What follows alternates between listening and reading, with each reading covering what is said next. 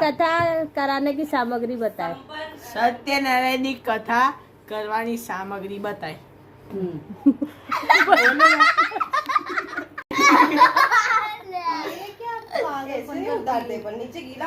देखो पहले पाटलो में अब बाजू में करना था, उसके ऊपर चोखा नाखना, भैया नहीं उसमें नॉक नहीं, उसमें नहीं होता. फिर सत्यनारायण भगवान का फोटो रखने का क्या कर दे, भाई सत्यनारायण भगवान નો फोटो મૂકીને ભૈયા રાતે ચાર બાજુની ચાર બાજુ ને તે નારિયેળના પત્તા લગાવવાના અને રોજની અચ્છા બાજુના ચાર છેડે ને તે નરાસરી બોલવાના ને ઉપરના છેડે કેળાના તો બોલ્યો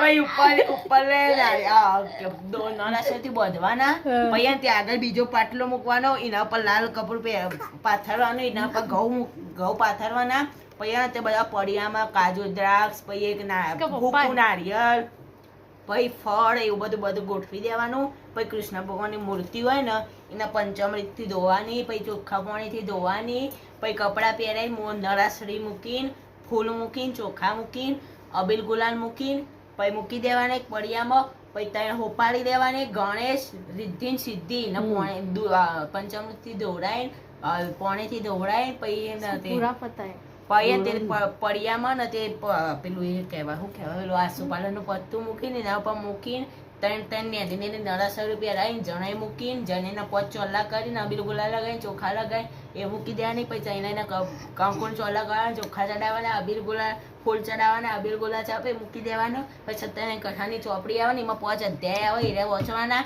અને એક અધ્યાય પૂરો થાય ને એટલે ઘંટડી વગાડવાની. આ 5 અધ્યાય એવા વાંચવાના.